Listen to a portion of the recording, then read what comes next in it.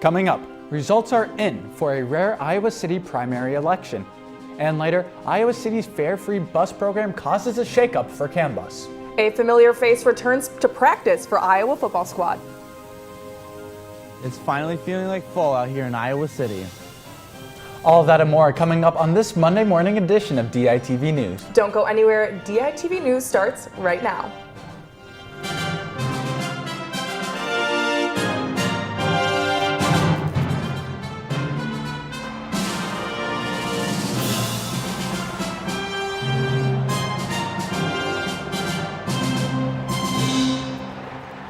Good morning and thank you for tuning in live to DITV and KRUI 89.7 FM. I'm Vivian Samosky. And I'm Johnny Valtman. A rare primary election for Iowa City's District A took place yesterday and the results are in.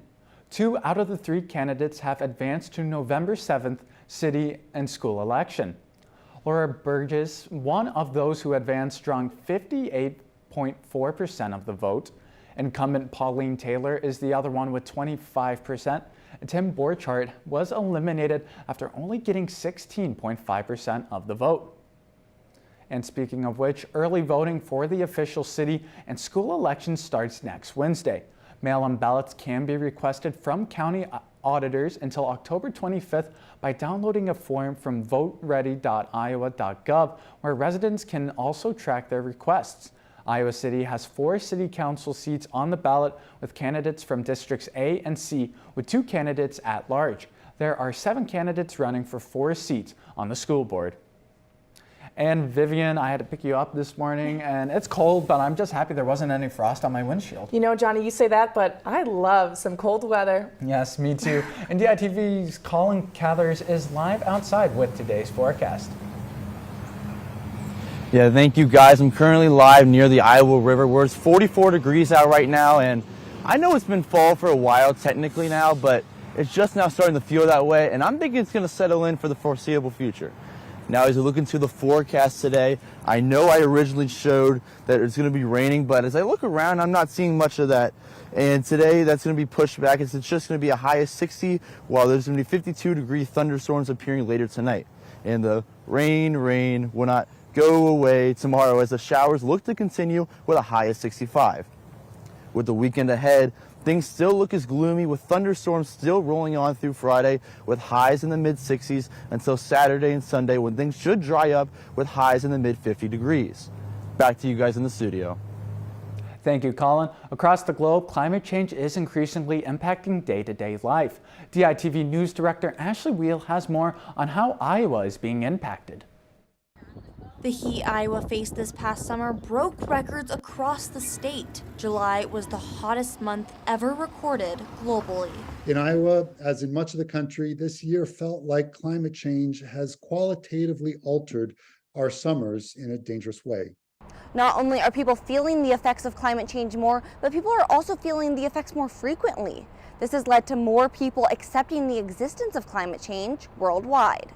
I think we're becoming much more aware that this is really a problem. This year, the Iowa Climate Statement emphasizes reducing carbon emissions and fossil fuels. Iowa's made huge strides in this effort in becoming the nation's leader in per capita wind production, which in turn has been a boon to our economy in terms of production jobs, income for farmers, and low electricity rates.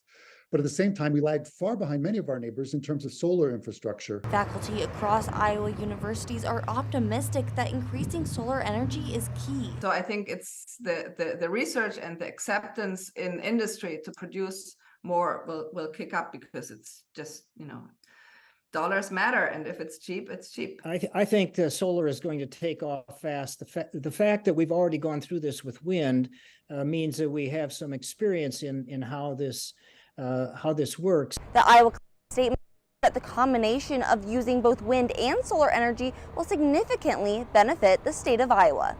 From Iowa City, Ashley Wheel, DITV.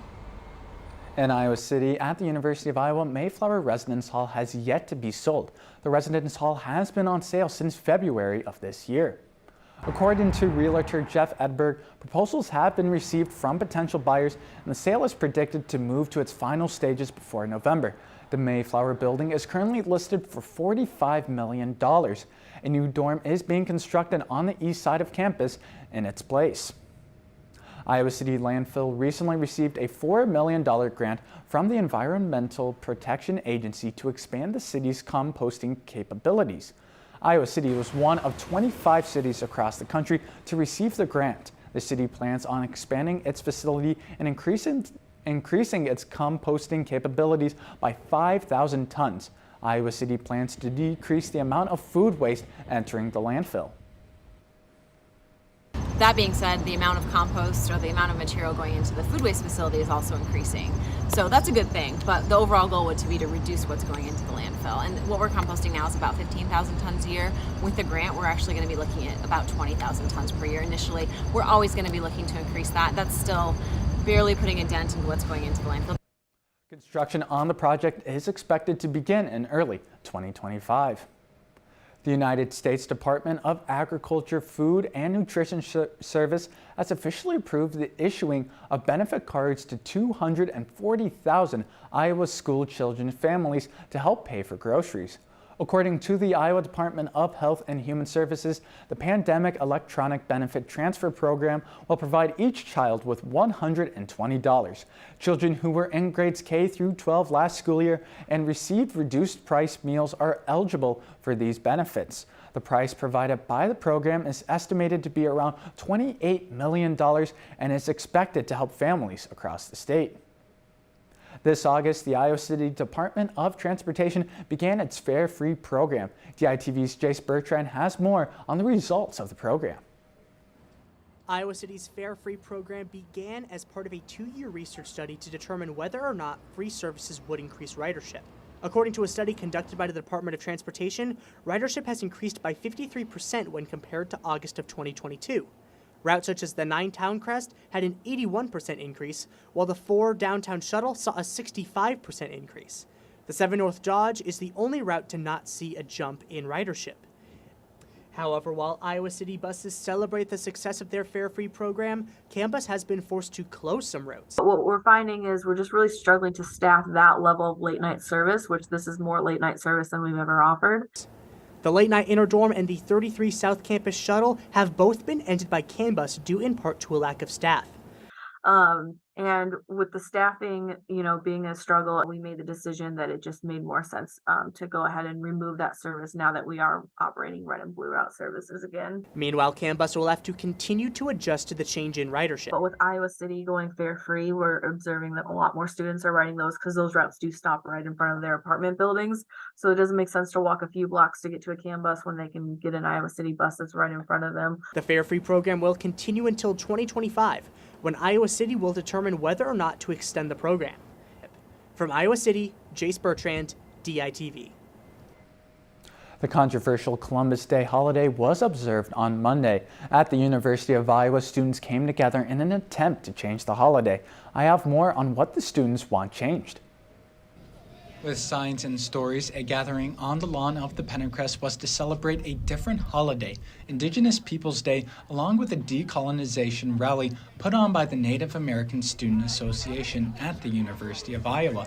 The rally focused on what should change about the October 9th holiday. The fact that a lot of children and people still recognize and are taught that this day is known as Columbus Day, I think is one thing that could be changed. Students with Native American ancestors were joined with other supporters for changing the holiday and what's taught about Christopher Columbus. Having people know the history, listen to Native stories, hear that perspective, that's, I think, absolutely integral to having a more balanced and equitable idea of what Columbus Day is. The rally gave students and supporters a chance to mingle with one another to learn more about Columbus Day and Native American heritage. The Native American students were offered an opportunity to speak about their family's past and what they want done. Native people have been silenced, we've been killed, and it's not okay. Columbus Day is observed as a federal holiday, but lawmakers across the country are continuing to fight to change it to Indigenous Peoples Day. Christopher Columbus first arrived to America 531 years ago tomorrow on October 12th. On Tuesday, Biden's national security advisor confirmed that there are already more than 20 Americans missing in Israel. We do not know about their condition, and we cannot confirm a precise number of American citizens. We believe that there are 20 or more Americans who at this point are missing, but I want to underscore and stress that does not mean necessarily that there are 20 or more American hostages. Just that is the number who are currently unaccounted for. Additionally, United States officials confirmed that 14 American citizens were some of the thousands who died during one of the several attacks on Israel. Although missing, it is not confirmed how many Americans are being held hostage by Hamas, the terrorist organization behind these attacks. Also in the Middle East, a natural disaster has hit Afghanistan. Colin has more on how the country is recovering.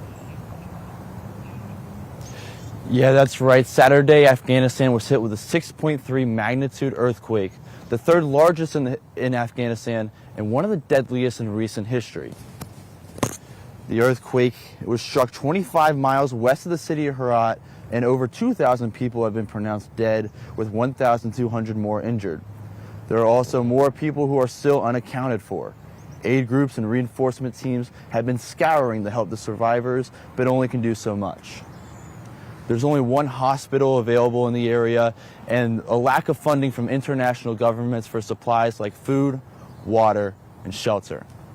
Back to you in the studio. Thank you, Colin. Monday, it was announced that 99% of the Writers Guild of America members voted to ratify the deal that was offered to them in September. 48 days, the Screen Actors Guild is also currently in the process of negotiating with studios for their own updated contract. The SAG has been on strike for fair actor rights for nearly 90 days now. And speaking of people we haven't seen in a while, Vivian, I heard yesterday that Iowa football may have a player we haven't seen be returned into the field. Yeah, you know, when we went to the game, Johnny, last Saturday, Kirk Ferentz said that he might have some exciting news. Now, the Iowa football defense has been without fifth-year senior Noah Shannon all year, until yesterday when the NCAA reinstated him to the roster following the reversing of the rule on athletes' first offense making wagers that were not on their team. He's missed a lot of time. He's got a great attitude. He's been around, and he was going through an injury anyway, so probably couldn't have played physically until a couple of weeks ago. But at least we got him on the field now. He's back on the roster and able to be part of the team as a football player instead of a guy just kind of helping out a little bit. Noah Shannon has been an integral part of the Iowa's defense for the past few years. And while there is no set timeline as to when he will be allowed to return the games, the team has been excited to have him back at practice.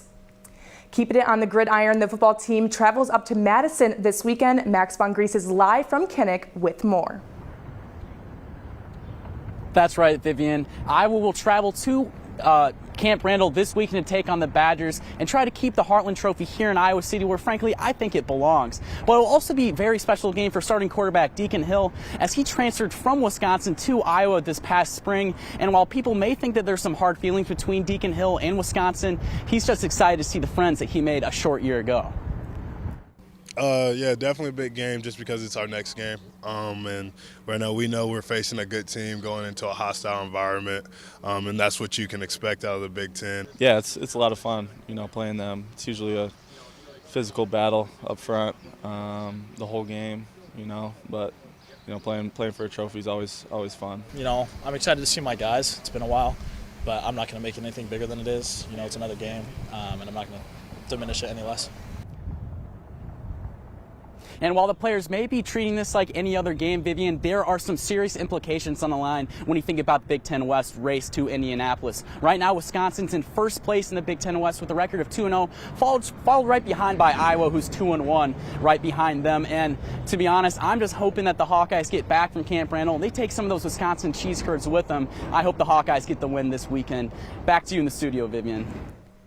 Thanks, Max. And those cheese curds do sound good right now. And in 1972, Title IX was passed requiring equal opportunities for all in athletics and academics. The University of Iowa and beyond has been making strides in equal opportunities in women athletics. We have Daily Iowan Sports editor Kenna Roaring in the newsroom with more on how women's sports has changed since then.